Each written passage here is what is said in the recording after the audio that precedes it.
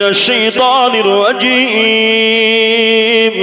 بسم الله الرحمن الرحيم ألم تر إلى الذين أوتوا نصيبا من الكتاب يدعون إلى كتاب الله ليحكم بينهم ثم يتولى فريق منهم وهم موردون ذلك بأنهم قالوا لن تمسنا النار إلا أياما معدودة وغرهم في دينهم ما كانوا يفترون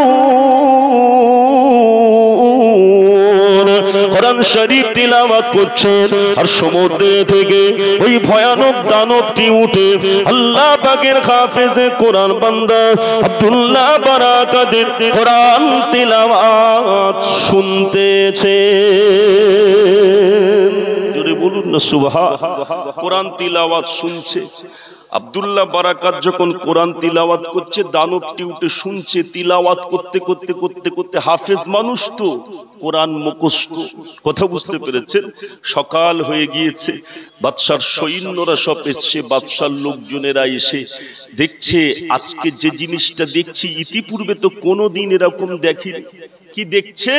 দেখছে ওই ঘরের ভিতরে একটা যুবক ছেলে কোরআন তিলাওয়াত করছে। এখন কোরআন তিলাওয়াতটা তো মালদ্বীপের মানুষ তখন জানে না, ইসলাম কি জিনিস বোঝে না। কথা বুঝতে পেরেছেন? এখন কোরআন তিলাওয়াত শুনে বাদশার লোকজনেরাও মুগ্ধ হয়ে গিয়েছে। বাদশার কাছে গিয়ে বলছেন, বাদশাহ আজকে যে জিনিসটা দেখলাম ইতিপূর্বে কোনোদিন দেখিনি। বললেন কি দেখলে? বললেন যে এরকম একটা তরুণ তাজা যুবক কি যেন পড়ছে, শুনতে এত ভালো লাগছে, এরকম মধুর আওয়াজ কোনোদিন শোনেনি। জোরে বলুন সুবহানাল্লাহ। আল্লাহ পাকের হাফেজে কোরআন বান্দা আব্দুল্লাহ বারাকাত সৌদি আরবে যুবক আব্দুল্লাহ বারাকাতের কাছে বাদশাহ সৈন্যরা আসলেন। বাদশাহ বললেন ওই যুবকটিকে আমার কাছে একটু ডেকে নিয়ে এসো। বাদশাহ বললেন ওই যুবকটিকে আমার কাছে একটু ডেকে নিয়ে এসো। আল্লাহ পাকের হাফেজে কোরআন বান্দা আব্দুল্লাহ বারাকাতকে ডেকে নিয়ে আসা হলো। আল্লাহ পাকের হাফেজে কোরআনকে ওই সময়তে বাদশাহ জিজ্ঞাসা করলে কোথায় বাড়ি তোমার, কি নাম তোমার, তুমি এখানে কিভাবে আসলে? ও জানেরা আল্লাহ পাকের হাফেজে কোরআন বান্দা আব্দুল্লাহ বারাকাত বলেছে, বাদশাহ আমার বাড়ি হলো সৌদি আরবে, আমি হলাম একটা কোরআনের হাফেজ, আমি বাণিজ্যের জাহাজে করে জলপথে রওনা দিয়েছিলাম, আমার সাথী সঙ্গী যারা ছিল সবাই মারা গিয়েছে। আল্লাহ পাক আমাকে শুধু বাঁচিয়ে দিয়েছে, আল্লাহ পাক আমাকে শুধু বাঁচিয়ে দিয়েছে। বাদশাহ বললেন তুমি কি ওই ঘরেতে থাকতে পারবে নাকি? ওই মালদ্বীপের সমুদ্রের দ্বীপের পাশে, ওই সমুদ্রের পাশে ওই ঘরে কি তুমি থাকতে পারবে নাকি? ও জানেরা আল্লাহ পাকের হাফেজে কোরআন আব্দুল্লাহ বারাকাত বললেন যদি আমি ওই ঘরেতে থাকতে পারি তাহলে আপনি কি করবেন? বাদশাহ বললেন শুনে রেখে দাও। বাদশাহ বললেন শুনে রেখে দাও, ইসলাম কি জিনিস আমি জানি না, আমি কোরআন কি জিনিস বুঝি না। যদি ওই ঘরে থাকতে পারো শুধু আমি একা নয়, আবার মালদ্বীপে যত মানুষ রয়েছে সবাই ঈমানের কালেমা পড়ে ইসলামের সুশীতল ছায়া তলে আশ্রয় নিয়ে নেব। যদি বলুন না সুবহানাল্লাহ। কোরআনের নূর আল্লাহ যদি কারো অন্তরে জেলে দেন আল্লাহ তাকে হেদায়েতের রাস্তা দেখিয়ে দেবে। জোরে বলুন সুবহানাল্লাহ। উমারের মতো মানুষ যে আল্লাহ রসুলের গর্দান কাটার জন্য লাঙ্গা তরোয়াল নিয়ে যাচ্ছিলেন, আর সেই উমার রাস্তা দিয়ে যেতে যেতে যেতে যেতে পথের মধ্যে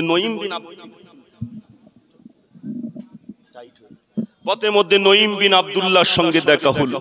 নঈম বিন আব্দুল্লাহ বললেন উমার কোথায় যাচ্ছেন? বললেন মুহাম্মাদের গর্দান উড়িয়ে দিতে। বললেন মুহাম্মাদের গর্দান উড়িয়ে দিতে যাচ্ছেন, আগে নিজের ঘরটাকে সামলান। বললেন তার মানে? বললেন আপনার বোন আর বোনাই ঈমানের কালেমা পড়ে মুসলমান হয়ে গিয়েছে। বললেন তাই? বললেন হ্যাঁ। বললেন তাহলে আগে ওখানে যাওয়ার দরকার। এখন উমার যাচ্ছেন লাঙ্গা তরোয়াল হাতে নিয়ে। কথা বুঝতে পেরেছেন? লঙ্গা তরোয়াল হাতে করে নিয়ে বোন ফাতেমার ঘরের দরওয়াজায় গিয়েছেন। সেই সময়তে বোন ফাতেমা আর বোনাই আবু সাঈদ কোরআন তিলাওয়াত করছিলেন, আর যিনি কোরআন তিলাওয়াত করাচ্ছিলেন উনি হলেন নবী পাকের একজন সাহাবী, যার নাম হলো হযরত খাব্বাব রাদিয়াল্লাহু তাআলা আনহু। এখন উমারের গলার আওয়াজ শুনে সাথে সাথে কি করলেন, বোন ফাতেমা আর আবু সাঈদ যেটা তিলাওয়াত করছিলেন ওটা লুকিয়ে ফেললেন। কথা বুঝতে পেরেছেন? আর খাব্বাব রাদিয়াল্লাহু তাআলা আনহু চৌকির নিচেই লুকিয়ে পড়লেন। গিয়ে ঘরের দরওয়াজাতে উমার বারবার ধাক্কা দিতে লাগলেন। একটা সময় ঘরের দরওয়াজা খুলে গেল। বললেন, কি পড়ছিলে, আমাকে দাও। বোন ফাতেমা বললেন, দেওয়া যাবে না। কেন? কোরআন বলেছে লা ইয়ামাসসুহু ইল্লাল মুতাহহারুন, অপবিত্র অবস্থায় বিনা ওযুতে কোরআন স্পর্শ করা যায় না। বললেন, আগে আপনাকে পাক হতে হবে, তারপর। দেখতে পাওয়া গেল বোনকে আর বোনাইকে এতবার মারলেন, বোনকে মারতে মারতে কপালটা ফাটিয়ে ফেললেন, কপাল দিয়ে খুন ঝরছে। দেখতে পাওয়া গেল উমারের অন্তরে দয়া এসে গেল। উমর বললেন, কি পড়ছিলে, আমাকে একটু শোনাও। আউযু বিল্লাহি মিনাশ শাইতানির রাজীম, বিসমিল্লাহির রহমানির রহিম। তাহা মা আনজালনা আলাইকাল কুরআনা লিতাশকা। কোরআন শরীফের সূরা তাহা শোনাতে লেগে গেল উমরের অন্তরে। আল্লাহ পাক হিদায়াতের নূর জ্বালিয়ে দিলেন। ও জানেরা, ও যুবকেরা, ওমর আর দেরি করলেন না। ছুটে ছুটে ছুটে ছুটে আসছে লঙ্গা তরোয়াল নিয়ে। আল্লাহ নবী দরবারে এসে ওমর দাঁড়িয়ে গেল। সাহাবী হুজুরেরা বললেন, হুজুর ওমর যদি আজকে বাড়াবাড়ি করে আমরা কিন্তু কেউ ওমরকে ছেড়ে দেব না, আমরা কেউ ওমরকে ছেড়ে দেব না। আল্লাহ নবী বললেন, সাহাবীরা শান্ত হয়ে একটু বসে যাও। সাহাবী হুজুরেরা সব বসে গেলেন। হযরত ওমর এসে আবার নবী পাকের কদমের কাছে লম্বা তরোয়াল রেখে দিয়ে বলেছিলেন, হুজুর আমি ওমর আজকে আপনার হাতে হাত দিয়ে ঈমানের কালেমা পড়ে মুসলমান হয়ে যেতে চাই। হযরত ওমর ঈমানের কালেমা পড়ে ইসলাম জানের দ্বিতীয় খলিফা হয়ে গিয়েছিলেন। কথা বুঝতে পেরেছেন? সেই কোরআনের হাফেজ আব্দুল্লাহ বারাকাত বললেন, আমি থাকতে পারি, অসুবিধা নাই। এখন ওই ঘরের কাছে চলে গিয়েছেন। আব্দুল্লাহ বারাকাত গিয়ে কোরআন তিলাওয়াত করছে। আল্লাহ পাকের হাফেজ কোরআন আব্দুল্লাহ বারাকাত কোরআন তিলাওয়াত করেন। আউযু বিল্লাহি মিনাশ শাইতানির রাজীম, বিসমিল্লাহির রহমানির রহিম। আম্মা ইয়াতাসাআলুন আনিন নাবাইল আযীম আল্লাযী হুম ফীহি মুখতালিফুন কাল্লা সায়া'লামুন সুম্মা কাল্লা سيعلمون ألم نجعل الأرض مهادا والجبال أوتادا وخلقناكم أزواجا وجعلنا نومكم سباتا وجعلنا الليل لباسا وجعلنا النهار معاشا আল্লাহ পাকের হাফেজ কোরআন আব্দুল্লাহ বারাকাত যখন কোরআন শরীফ তিলাওয়াত করেন আর দেখতে পাওয়া যায় ওই সমুদ্রের দিকে ভয়ানক দানবটি উঠে আল্লাহ পাকের হাফেজ কোরআন বান্দা আব্দুল্লাহ ইবনে বারাকাত কোরআন তিলাওয়াত শুনতেছে। কোরআন তিলাওয়াত শুনে বাদশা ছুটে চলে আসলেন। আব্দুল্লাহ ইবনে বারাকাতের হাতটা জড়িয়ে ধরে বললেন, আব্দুল্লাহ আর দেরি নয়, আজকের দিনে তোমার হাতে হাত দিয়ে আমি সহ আমার মালদ্বীপের যত মানুষ রয়েছে সবাই ঈমানের কালেমা পড়ে আমরা মুসলমান হয়ে যেতে চাই। কোরআন মধুর বাণী আমি যখনই শুনি আমার মন ভরে যায়। কোরআন মধুর বাণী আমি যখনই শুনি আমার মন ভরে যায়। শোনো মুমিন মুসলমান পড়ে দেখো না কোরআন কত শান্তি পাওয়া যায়। বলুন না সুবহানাল্লাহ। কোরআনের মতো দামি কিতাব আর নাই। আপনাদের নসিবটা ভালো, আজকে সহায় দাউদিয়া মাদ্রাসা, আল্লাহর ওলি নামের সঙ্গে এই মাদ্রাসা জড়িত আছে। আল্লাহর ওলিদের আল্লাহ একটা পাওয়ার দিয়েছে কি দেয় না? সোনা চাঁদেরা, সোনা মানিকেরা, ভাই শাউলিয়ার ভিতরে আপনাদের সহায় বাজারে যিনি শুয়ে আছেন, হুজুর একজন ব্যক্তি ছিলেন জানার খিদমত, জানার মেহনত, জানার পরিশ্রমের বিনিময়ে আজকে আমরা মাথায় টুপি মুখে দাঁড়ি, তাদের মেহনতের বিনিময় আজকের আমরা এই ইসলাম, যে আমরা আজকের কলেমা নামীয় সম্পদটাকে পেয়েছি। জোরে বলুন সুবহানাল্লাহ। সোনা চাঁদেরা, সোনা মানিকেরা, আল্লাহর ওলি শরফুদ্দিন শাহ বুয়া আলী কালান্দার, ইনি একজন আল্লাহর ওলি ছিলেন। কোথায় ওনার মাজার আছে? পানিপথে। শরফুদ্দিন শাহ বুয়া আলী কালান্দার হুজুরের কাছে একজন বিধবা মহিলা এসেছেন, এসে বললেন হুজুর, এসে বললেন আমি আমার এই বাচ্চাটিকে একটু মাদ্রাসাতে পড়াতে চাই, একটু এলেম শিক্ষা দিতে চাই। এলেম শিক্ষা দেওয়া বাচ্চাদের এটা ভালো কাজ না খারাপ কাজ? এলেম শিক্ষা দেওয়া, আপনার ছেলেটা যদি হাফিজ হয়, মাওলানা হয়, মুফতি হয়, মনে রেখে দেবেন, আপনার ছেলেটা যদি ভালো আলেম হয়, আপনার মরণের পরে আপনার কবরের ধারে দাঁড়িয়ে এই নেক সন্তান হাত তুলে দোয়া চাইবেন। প্রিয় নবী বলেছেন, যখন কোন নেক সন্তান আব্বা মায়ের কবরের ধারে দাঁড়িয়ে হাত দুটো উঠিয়ে দোয়া করে, ওই সন্তানের চোখের পানি নাকের ডগায় পৌঁছানোর আগে আল্লাহ পাক আব্বা মায়ের আযাবে কবরকে মাফ করে থাকে। জোরে বলুন সুবহানাল্লাহ। এখন শরফুদ্দিন শাহ বুয়া আলী কালান্দার হুজুরের কাছে ওই ছেলেটিকে নিয়ে এসে মহিলাটি বললেন, এই বাচ্চাটিকে আমি একটু কোরআনের শিক্ষা দিতে চাই। বললেন, এটা তো ভালো কাজ, আপনি আপনার ছেলেকে ভালো একটা জায়গাতে দিয়ে দেন। বললেন, হুজুর আমি যে দেব, কিন্তু আমার কাছে তো অর্থ নেই, কোন টাকা দিয়ে আমি বাচ্চাটিকে মাদ্রাসায় পড়াবো? আল্লাহর ওলি শরফুদ্দিন শাহ বুয়া আলী কালান্দার হুজুর বললেন, চিন্তা করো না, আমার পানিপথে যে মাদ্রাসাটা রয়েছে, এই পানিপথে মাদ্রাসাতে আপনি আপনার ছেলেটিকে ভর্তি করে দেন। সুবহানাল্লাহ। আল্লাহর ওলি শরফুদ্দিন শাহ বুয়া আলী কালান্দার হুজুরের মাদ্রাসাতে এই বাচ্চাটি পড়াশোনা করে।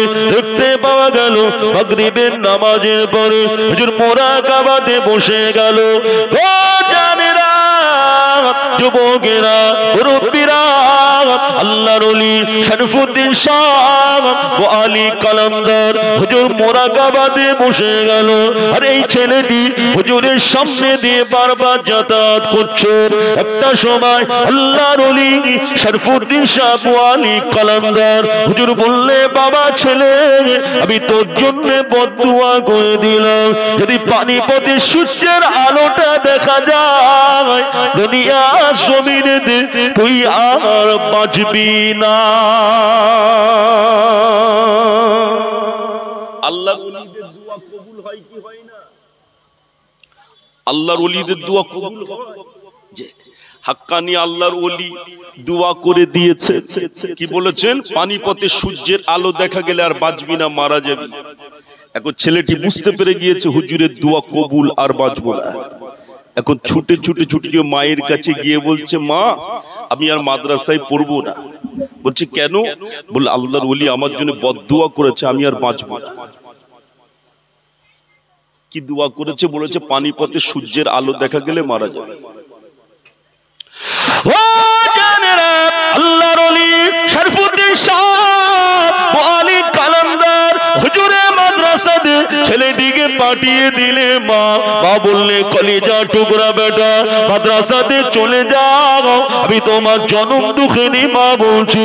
ভাইয়ের কথা মতো ছেলেটি মাদ্রাসাতে চলে আসলেন।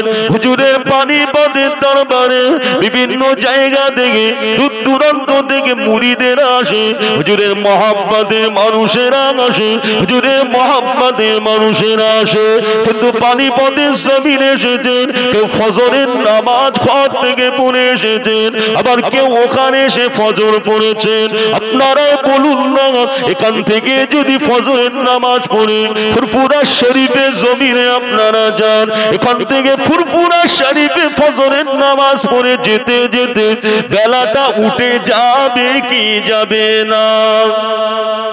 বেলা দেখা যাবে তো এখান থেকে যদি এখন ফুরফুরা শরীফে ফজর পড়ে যদি যাওয়া হয়। কিন্তু হুজুরের মহব্বতের মানুষ যারা এসছেন দরবারে এসে দেখছেন পানিপথে সূর্যের আলো নেই। কথা বুঝতে পেরেছেন? সূর্যের আলো দেখা যাচ্ছে না।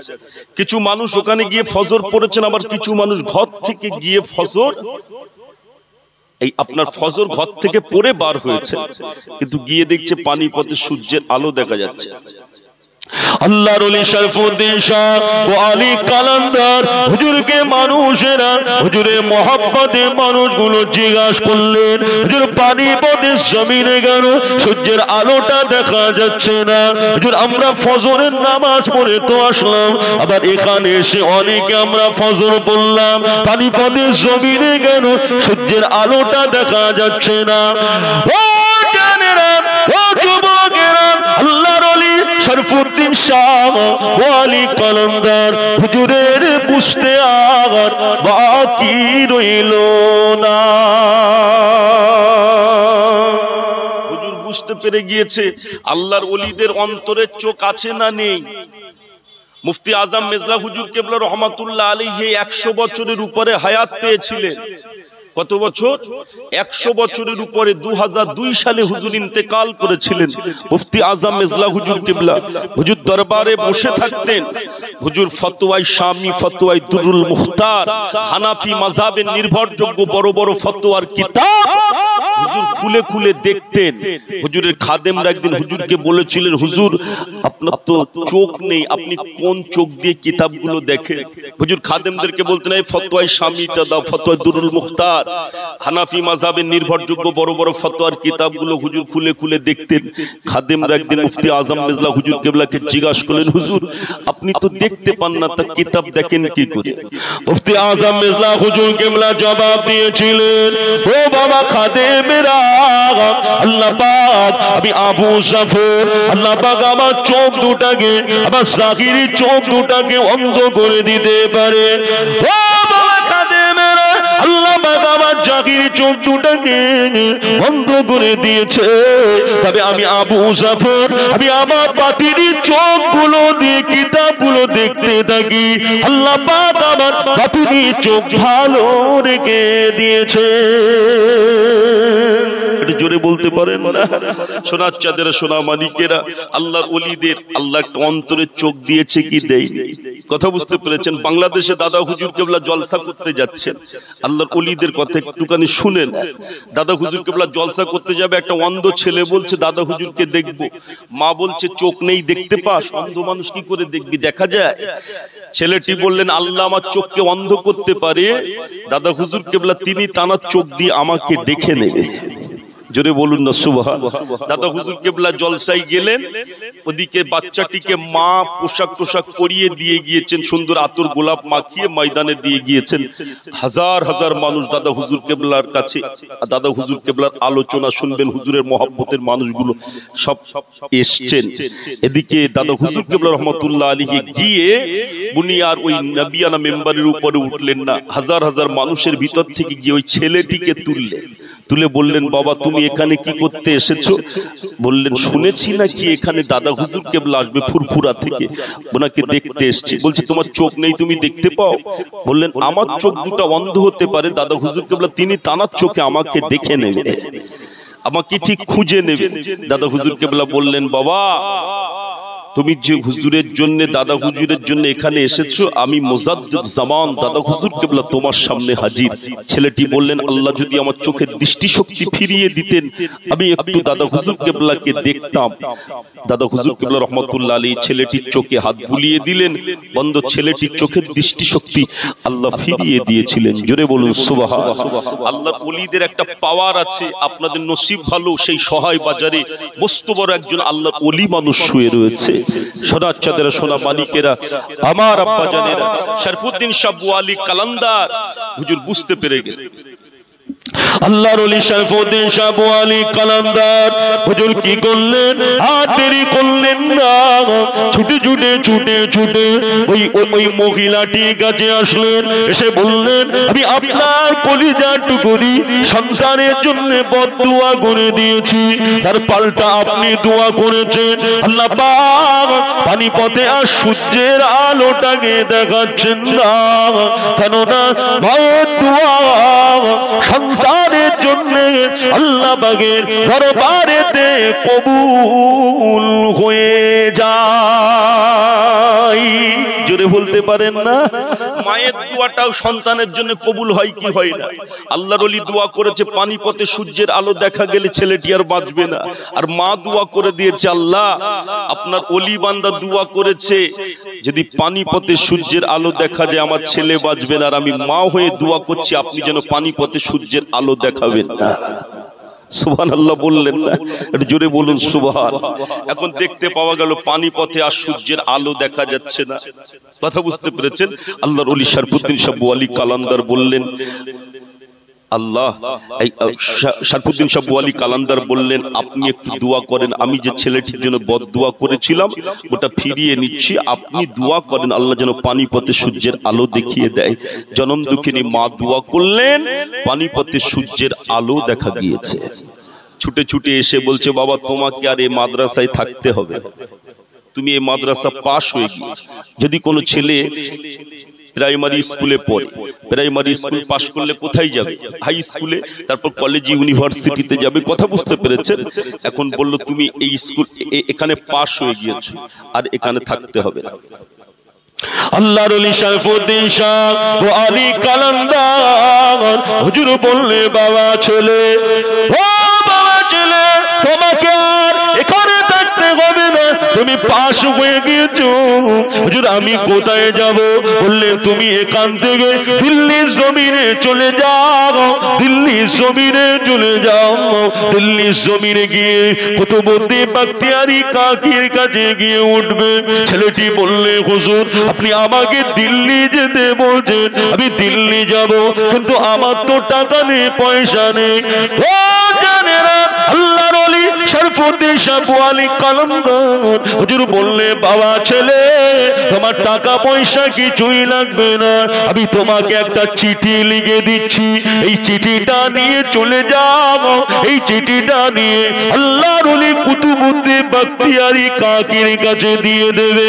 আল্লাহর ওলি কুতুবউদ্দিন বখতিয়ারি কাকি তার দরবারেতে তোমার থাকার ব্যবস্থা বিনা টাকায় করে দেবে। কোনো টাকা লাগবে না, যাও ওখানে চলে যাও, ওখানে গেলে তুমি থাকতে পারবে, কোনো চিন্তা নেই। এখন ছেলেটি কুতুবউদ্দিন বখতিয়ারি কাকির কাছে আসছে। আল্লাহর ওলিদের সঙ্গে আল্লাহর ওলিদের একটা কানেকশন থাকে কি থাকে না বাবু? এখন ছেলেটি এসছে কুতুবউদ্দিন বখতিয়ারি কাকির কাছে, একটা চিঠি নিয়ে দিয়েছে। চিঠিটা খুলে কুতুবউদ্দিন বখতিয়ারি কাকি বললেন, বাবা তোমাকে শরফুদ্দীন শাহ ওয়ালি কালান্দার পাঠিয়েছে আমার কাছে থাকবে, তবে একটা কাজ তোমাকে করতে হবে, আমার কাছে থাকতে গেলে আমার খিদমত করতে হবে, তুমি কি পারবে? তা বললেন, হুজুর আমি পারবো। বাবু কিছু নিতে গেলে কিছু দেওয়াও লাগে, ঠিক বলছি না ভুল বলছি? আল্লাহর ওলিদের সৌবতে বসলে অনেক কিছু পাওয়া যায়, কথা ঠিক বলছি না ভুল বলছি? বাংলাদেশ থেকে আসলেন প্রতাপচন্দ্র সেন, দাদা হুজুরের সৌবতে বসে আল্লাহর ওলি হয়ে গেল। আজকে দাদা হুজুরের মাজারও যেমন হাজার হাজার লাখ লাখ মানুষ জিয়ারত করতে যাচ্ছে, বাকুল শরীফে সুফি আব্দুল মোমেন সাহেব হুজুরের মাজারটাও মানুষ জিয়ারত করছে। জোরে বলুন সুবহানাল্লাহ। আল্লাহ ওয়ালাদের সৌবতে বসলে অনেক কিছু পাওয়া যায়। যেমন দাদা হুজুর কেবলা রহমাতুল্লাহ আলাইহির কাছে বসিরহাটের আল্লামা ছিলেন, আল্লাহ কত ইলম তানাকে দিয়েছিলেন। বসিরহাটের আল্লামাই বাংলা, তিনি তানার পীরকে সম্মান করেছিল। অনেক মানুষ বলছে এত ফুরফুরাতে যায়, আল্লাহর ওলিদের মাজারে যায়, কিছু পায় না। যারা পাওয়ার তারা পেয়েছে, আর যারা পাওয়ার তারা পাচ্ছে। আপনি যে পাচ্ছেন না, এটা আপনার কমজোরি আছে, আপনি সেইভাবে চলতে পারেন না। ডক্টর শহীদুল্লাহ সাহেবের মতো মানুষ পেয়ে গেল, ঠিক বলছি না ভুল বলছি? যে যারা পাওয়ার তারা ঠিক পেয়েছে। জি জি জি জি ঠিক আছে, যারা পাওয়ার তারা ঠিক পেয়েছে। ফুরফুরা শরীফের মুজাদ্দুজ্জামান দাদা হুজুর কিবলা রহমাতুল্লাহ আলাইহিকে বসিরহাট আল্লামা এতটাই সম্মান করতেন, বসিরহাটে আল্লামাই বাংলা ফুরফুরা শরীফে যখন যেতেন নিজের জুতো দুটো খুলে নিতেন, পীরের দরবার, দরবারের আদব করতেন। আর ইনি বলছে আমি তো কিছু পাচ্ছি না, আপনি পাবেন কি করে, আপনার তো এখনো বিড়ি খাওয়া বন্ধ হয়নি, দরবার থেকে বার হতে দেয় না, কি হারে বিড়ি টানছে সে কথা বলা যাবে, ঠিক বলছি না ভুল বলছি বলুন? সোনার চাঁদেরা সোনা মানিকেরা, পীরের দরবারের একটা আদব আছে। সোনার চাঁদেরা সোনা মানিকেরা, আমার আব্বা জানেরা, বসিরহাটের আল্লামাই বাংলা যখন ফুরফুরা শরীফে যেতেন, দাদা হুজুর কিবলা বসিরহাটের আল্লামাই বাংলাকে দেখে উঠে দাঁড়িয়ে পড়তেন। কথা বুঝতে পেরেছেন? বসিরহাটের আল্লামাই বাংলা একদিন দাদা হুজুর কিবলাকে বললেন, হুজুর আপনি হলেন আমার পীর, আপনি হলেন আমার মুর্শিদ কিবলা, আপনি আমাকে দেখে উঠে দাঁড়ান, আমার বড় খারাপ লাগে। দাদা হুজুর কিবলা বলেছিলেন, বাবা আমি তোমাকে দেখে উঠে দাঁড়াই না, তোমার সিনাতে আল্লাহ যে এলেমটা দিয়েছে ওই এলেমের সম্মানার্থে আমি আবু বকর উঠে দাঁড়িয়ে যাই। বসিরহাটের আল্লামাই বাংলা কত বড় আল্লাহর ওলি ছিল জানেন? যে একে ফজলুল হক সাহেব কলিকাতাতে থাকতেন, তখন মুখ্যমন্ত্রী হলেন ডক্টর বিধানচন্দ্র রায়, যে পৃথিবীর কয়েকজন বিখ্যাত ডক্টরের ভিতরে ডক্টর বিধানচন্দ্র রায় হলেন একজন। কথা বুঝতে পেরেছেন? তো ডক্টর বিধানচন্দ্র রায় ফজলুল হক সাহেবের সঙ্গে খুব ভালো সম্পর্ক ছিলেন। বসিরহাটের আল্লামাই বাংলা পাকসার কাছে ফজলুল হক সাহেবের বাড়িতে থাকতেন। বসিরহাটের আল্লামাই বাংলা হুজুর ফজলুল হক সাহেবের বাড়িতে আসলেন, আসার পরে হুজুরের শরীরটা বড় খারাপ। তা ফজলুল হক সাহেব বলছেন, হুজুর আপনার শরীরটা কি খারাপ? ওনার ঘরেতে যে একটা স্পেশাল ঘর করে রেখে দিয়েছিলেন শুধু বসিরহাট আল্লামার জন্য, ওই ঘরের চাবিটা নিজের মেয়ে জামাই কেউ দিতেন না। কথা বুঝতে পেরেছেন? বসিরহাটের আল্লামাই বাংলা যেতেন আর ওই ঘরেতে হুজুর থাকতেন। এখন হুজুর এসছেন, হুজুর বাংলাদেশে ছিলেন, ওখান থেকে ডাইরেক্ট ফজলুল হক সাহেবের বাড়িতে আসলেন। আসার পরে হুজুরের শরীরটা খুব খারাপ। ফজলুল হক সাহেব বললেন, হুজুর আপনার শরীরটা কি খারাপ লাগছে নাকি?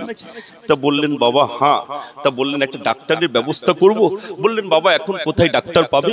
বললেন, আমার বন্ধু হলেন যে ডক্টর বিধানচন্দ্র রায়, আপনি যদি বলেন তাহলে আমি একটুখানি ডক্টর বিধানচন্দ্র রায়কে একটু খবর দিতে পারি। এখন খবর দিলেন, উনি আসলেন, এসে বসিরহাটের আল্লামাই বাংলা হুজুরকে দেখছেন, ট্যাটিস্কোপ লাগিয়ে লাগিয়ে দেখছেন। ডক্টর বিধানচন্দ্র রায় দেখে তো অবাক হয়ে গেলেন, ফিরে চলে যাচ্ছেন। কথা বুঝতে পেরেছেন? ওষুধপত্র কিছু দিলেন না, ফিরে চলে যাচ্ছেন।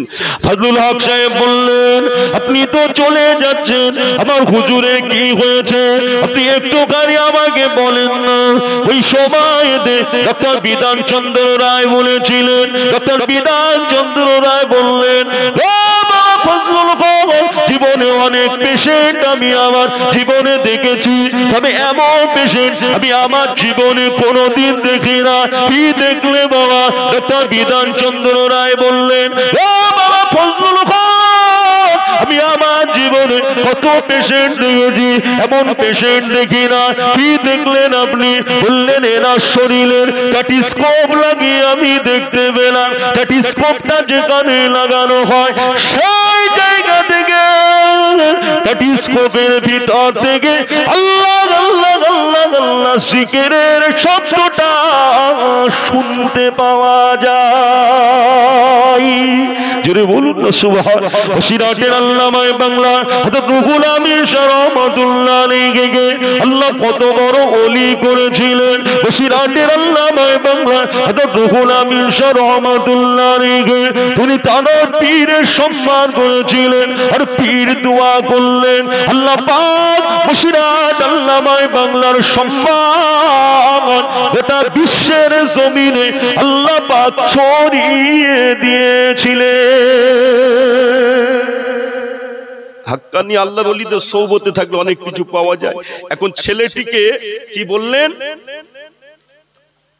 ছেলেটিকে বললেন যে আমার কাছে থাকতে গেলে খিদমত করতে হবে। বললেন, কি খিদমত?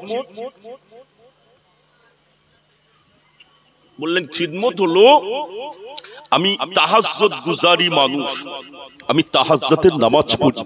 এখন তাহাজ্জুদের নামাজ পড়লে আমাকে ওযু করতে হয়, আর গরম পানি ছাড়া আমি ওযু করতে পারি না।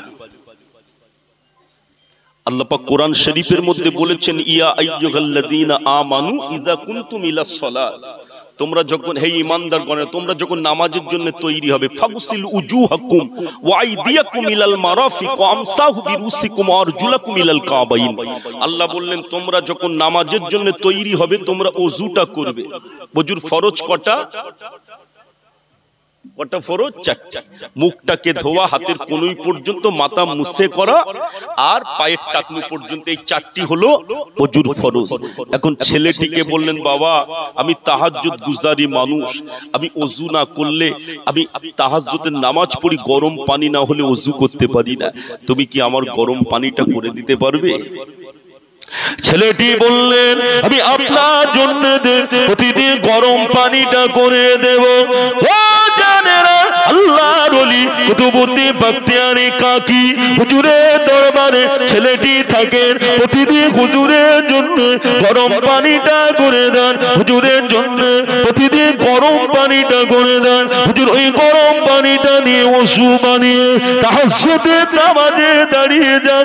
আল্লাহর ওলি কুতুবউদ্দিন বখতিয়ারি কাকি হুজুরের জন্য একদিন ছেলেটি গরম পানি করবেন, কিন্তু গরম পানি করবেন আগুন পাওয়া যাচ্ছে না, আগুন পাওয়া যাচ্ছে না। ছেলেটি কি করলেন? সারাদিন আগুন খুঁজতে লেগে গেল।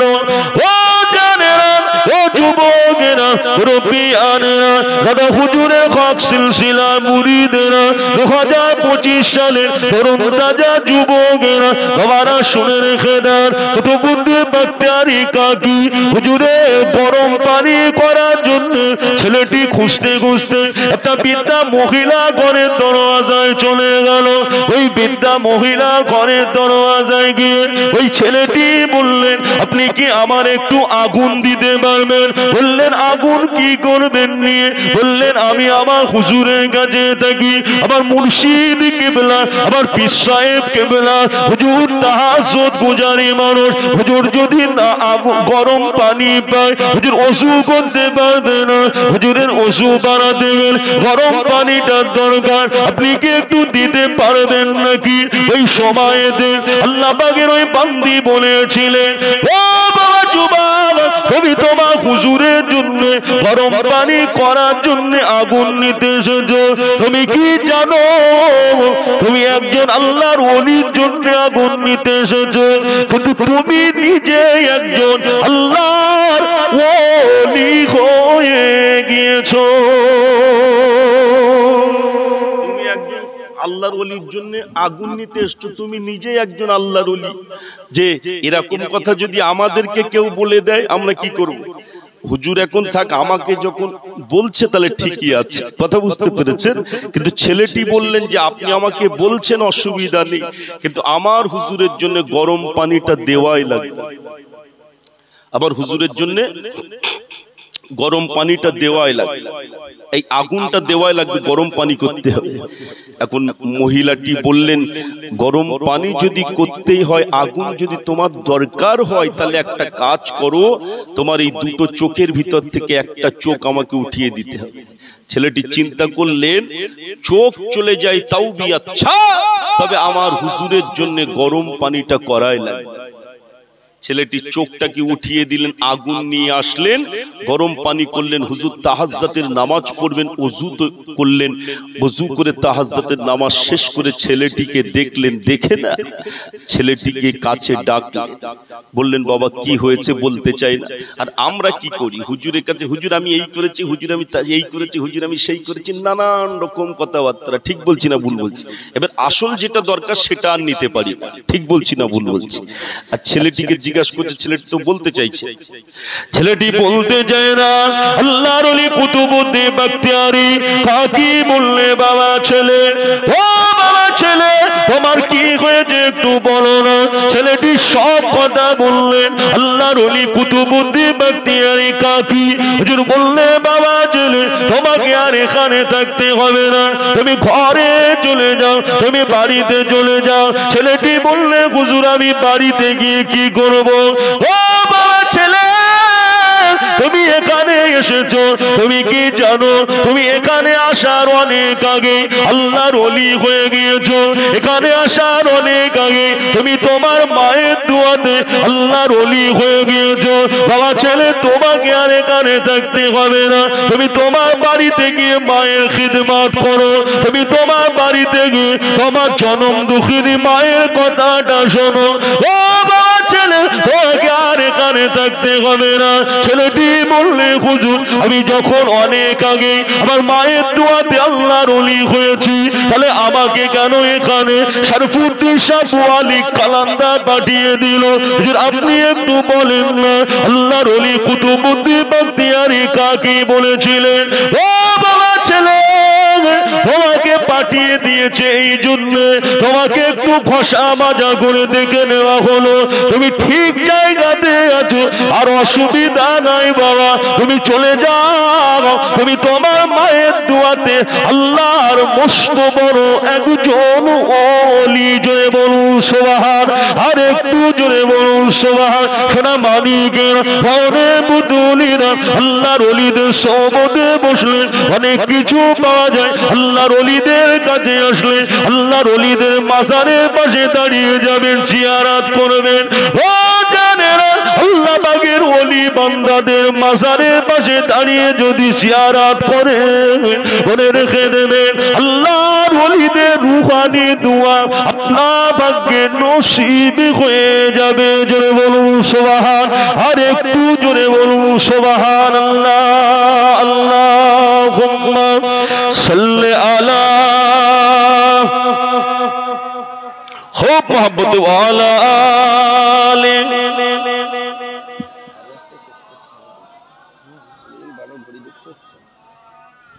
কলমা লা ইলাহা ইল্লাল্লাহ, লা ইলাহা ইল্লাল্লাহ, লা ইলাহা ইল্লাল্লাহ, লা ইলাহা ইল্লাল্লাহ, লা ইলাহা ইল্লাল্লাহ মুহাম্মাদুর রাসূলুল্লাহ।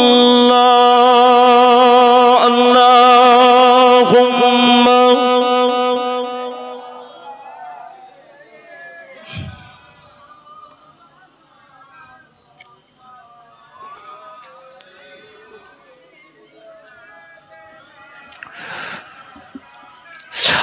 আখিরি রাসূল তুমি নবী আকরাম, তোমার কদমে হাজার সালাম নবী, তোমার কদমে হাজার সালাম। আখিরি রাসূল তুমি নবী আকরাম, তোমার কদমে হাজার সালাম নবী, তোমার কদমে হাজার সালাম। আল্লাহুম্মা সাল্লি আলা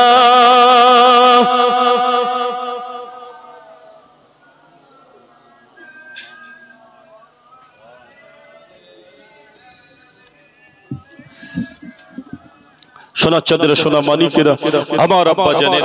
তাই আল্লাহ পাক আমাদেরকে আজকের এরকম একটা মাজলিসে হাজির করেছেন। মনে রাখতে হবে এই মাজলিসে বসে মাহে রমজানের চাঁদ চলছে, কথা বুঝতে পেরেছেন? আমরা প্রত্যেকেই গুনাহগার, কিন্তু প্রিয় নবী বলেছে মান সামা রমাদান ঈমানা, যদি কোনো ব্যক্তি ঈমানের সাথে রমজানের রোজা রাখে ওয়াহতিসাবান ওয়া গুফিরা লাহু মা তাকাদ্দামা মিন যামবিহি ওয়া মা তাওয়াক্খার, নবী বলেছেন আল্লাহ পাক তার জীবনের গুনাহগুলোকে মাফ করে দেবে। জোরে বলুন সুবহান। সোনার চাঁদের সোনা মানিকে সেই রমজান মাস পেয়েছি। প্রিয় নবী বলেছেন কুল্লু বানি আদমু খাত্তাউন ওয়া খায়রুল খাত্তাইনা তাওয়াবুন, নবী বলেছেন প্রত্যেকটা আদম সন্তানই হলেন ত্রুটিশীল ও অপরাধী। আমাদের প্রত্যেকের ভুলে ভরা জীবন, কম বেশি গুনাহগার। আমরা আজকের এই মাজলিস থেকে মাহে রমজানুল মুবারক মাসে নিজেদের গুনার দিকে তাকিয়ে তওবা করে পরিবর্তন হওয়ার নিয়ত করে বসে যাব। কথা বুঝতে পেরেছেন? নিজের জীবনটাকে পরিবর্তন করতে হবে। কবরের কথা মনে করেন, আখিরাতের কথা ভাবেন, রমজান মাসে রোজাটাকে রাখেন, নামাজ পড়েন। আল্লাহ পাকের একজন বান্দা ছিলেন যে আপনার বাদশাহ হারুন আর রশিদ, এই নামটা আপনারা শুনেছেন? বাদশাহ হারুন আর রশিদের একটা 16 বছরের যুবক ছেলে ছিল। ইনি সব সময় কবরের ধারে যেতেন আর কবরের ধারে গিয়ে গিয়ে কাঁদতেন আর কবরবাসীদেরকে জিজ্ঞাসা করতেন, এই দুনিয়ার তোমরা সব নাজ নিয়ামতের মালিক ছিলে, বাড়ির মালিক, গাড়ির মালিক, জমির মালিক, টাকার মালিক, আজকে তোমরা আর কেউ এই দুনিয়ার মালিক নেই, তোমরা সব আজকে কবরে চলে গিয়েছো, তোমাদের কবরে কি প্রশ্ন করা হচ্ছে যদি আমি জানতে পারতাম না কতই না ভালো হতো। বলতেন আর কাঁদতেন, চোখ দিয়ে টপ টপ করে পানির তোষা গড়িয়ে পড়তেন। কথা বুঝতে পেরেছেন? বড় বড় আলেমদের সৌবতে বসতেন। বাদশাহ হারুন আর রশিদের এই ছেলেটি একটা সময় দেখতে পাওয়া গেল বাদশার দরবারে দাঁড়িয়ে আছে, সাদামাটা জীবন যাপন করতেন। কথা বুঝতে পেরেছেন? এখন বাদশা মানুষ মানে তার বিশাল একটা ব্যাপার।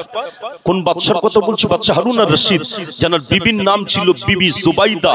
যে সমস্ত মানুষেরা মক্কা মদিনাতে গিয়েছে জিজ্ঞাসা করুন, এই যে মিনাতে যেতে, মুজদালিফায় যেতে, আরাফাতে যেতে, রাস্তার বাঁ দিকে বাসের যে সমস্ত গাইডম্যানরা থাকে তারা বলে দেন, বাঁ দিকে তাকিয়ে দেখেন ওই নহরে জুবাইদা দেখতে পাওয়া যাচ্ছে। নহরে জুবাইদা, যে মক্কাতে যে সময় পানি খুব সংকট ছিল, পানি সব জায়গাতে পাওয়া যেত না, ঠিক সেরকম একটা সময়ে এই বিবি জুবাইদা ইনি একটা পানির নহর তৈরি করে দিয়েছিলেন। বিশাল এরিয়া নিয়ে বিশাল পাঁচিল দেওয়া আছে, পাঁচিলের গা দিয়ে পানির নহর যে একটা ড্রেন করা আছে আজও পর্যন্ত দেখতে পাওয়া যায়। এই হারুন আর রশিদ ইনি একদিন দরবারে দাঁড়িয়ে দরবারে রয়েছেন, আর হারুন আর রশিদের 16 বছরের এই ছেলেটি হারুন আর রশিদের সামনে, আর বাদশার লোকজনেরা বাদশাকে বলছেন, আপনার সম্মান শেষ করার জন্য আপনার এই ছেলেটি যথেষ্ট। কেন? বাদশা হারুন আর রশিদের ছেলে তো সবসময় সাদামাটা জীবন যাপন করতেন। বাদশার ছেলে মানে তার একটা বিশাল পোশাক আশাকের একটা ভাবভঙ্গি আলাদা থাকবে, কিন্তু এই কেমন সাদামাটা জীবন যাপন করে, আপনার সম্মান থাকবে না, বাদশাকে বলছে।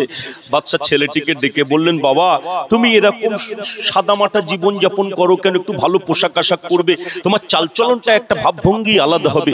বাদশা হারুন আর রশিদের ছেলে কি করলেন, বাদশার সামনে একটা পাখি বসেছিল, ওই পাখিটাকে হুকুম করলেন, চলে আল্লাহ সৃষ্টি ওই পাখিটা হারুন আর রশিদের ছেলের কথা মতো হাতে এসে বসে পড়লেন। যদি বলুন সোনার চাঁদের সোনা মানিকের, আবার পাখিটাকে বললেন, যা উড়ে যা। আল্লাহ সৃষ্টি পাখিটা উড়ে চলে গেলেন। যখন বান্দা বান্দিরা আল্লাহর হয়ে যায়, তামাম সৃষ্টি তখন আল্লাহ ওই বান্দা বান্দির হয়ে যায়। আল্লাহর ওলি শাহ আলী রহমাতুল্লাহ আলাইহি কেমন ওলি ছিলেন? আল্লাহর হয়ে গিয়েছিলেন। জঙ্গলের বাঘ শাহ আলী হুজুরকে পিঠে করে নিয়ে নিয়ে ঘোরাতেন। সুবহানাল্লাহ বললেন না? হারুন আর রশিদের এই 16 বছরের যুবক বললেন, আব্বু আমি আর আপনার এই পেরাসাদে থাকবো না, আমি চললাম। আব্বার এই পেরাসাদ ছেড়ে দিয়ে বাদশা হারুন আর রশিদের 16 বছরের যুবক একটা কোরআন শরীফ নিলেন আর একটা আংটি নিলেন। কি নিয়েছে? কোরআন, কোরআন শরীফ। কোরআন এমন একটা কিতাব ময়দানে মাহশারে আপনার জন্য সুপারিশ করবে। জোরে বলুন। কোরআন শরীফে একটা সূরা আছে, 29 পারাতে এই সূরাটি আছে। কোরআন শরীফের 29 পারাতে কোরআন শরীফের 67 নম্বর সূরা। এই সূরাটির নাম হলো সূরায়ে মুলক। রমজানুল মুবারক মাস চলছে, কোরআনটাকে শিখবেন।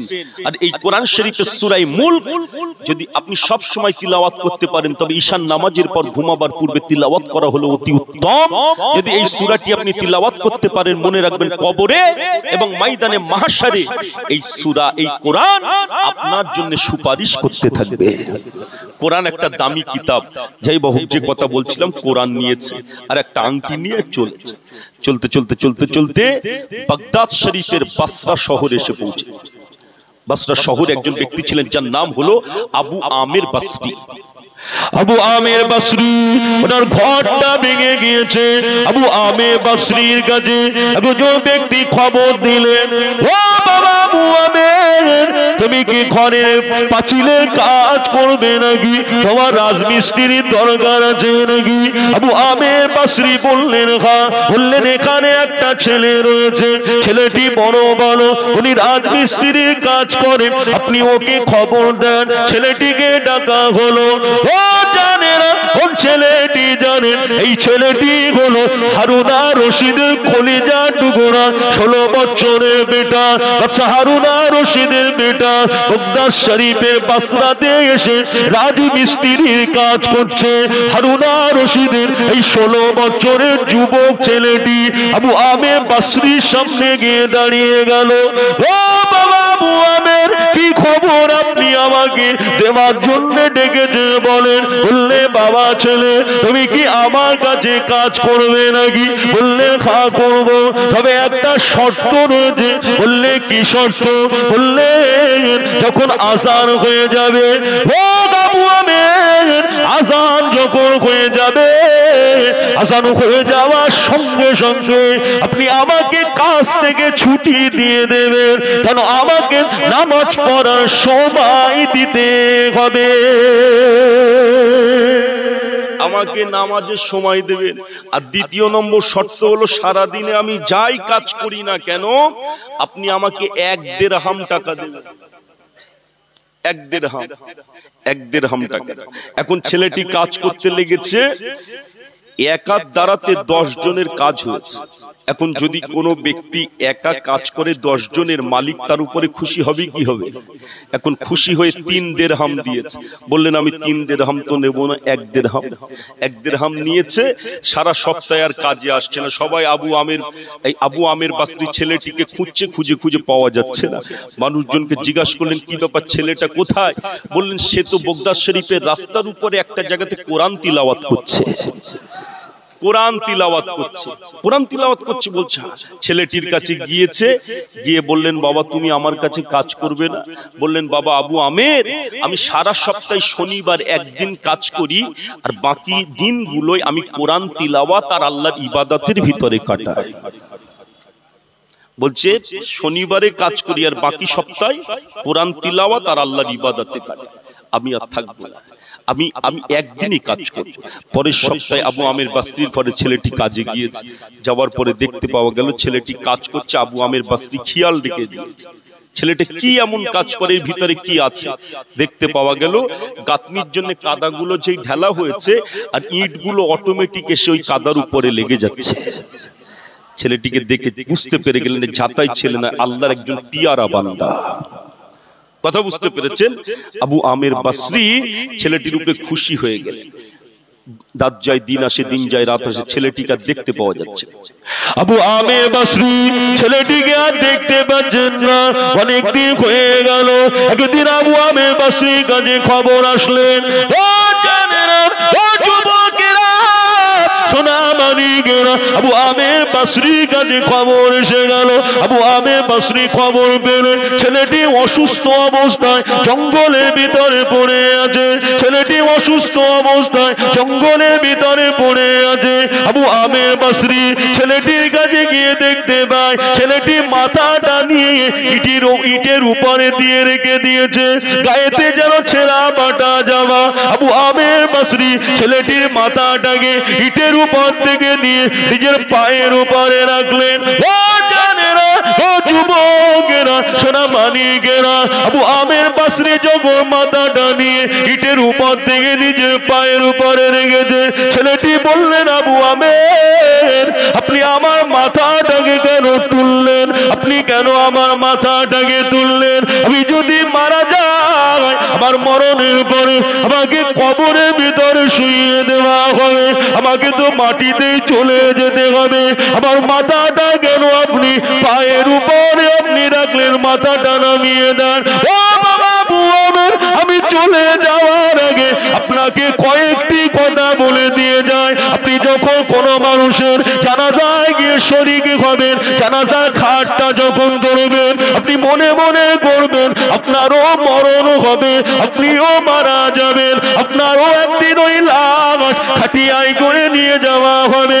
ও বাবা আবু আমের, শুধু তাই নয়, যখন লাশটা খাটিয়ায় করে নিয়ে জানাজা সমাপ্ত হয়ে যাওয়ার পরে লাশটিকে নিয়ে যখন কবরের ভিতরে শুইয়ে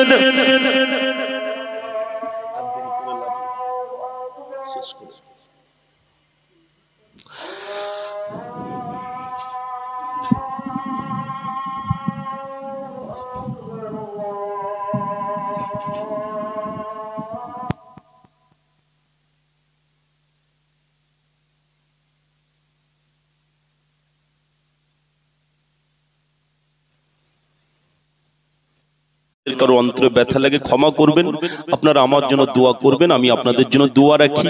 রমজানুল মোবারক মাস চলছে, এখন আপনার পয়নে 9টায় তারাবি হবে, তারপরে আবার ফুরফুরা দরবার শরীফ থেকে মহামান্য পীরজাদা হুজুর কেবলা আসবেন, আখিরি দোয়া করবেন। জি, আমি গুনাহগার, বিদায় নিলাম, আপনারা দোয়া রাখবেন। ওয়া আখিরি দাওয়ানা আলহামদুলিল্লাহি রাব্বিল আলামিন।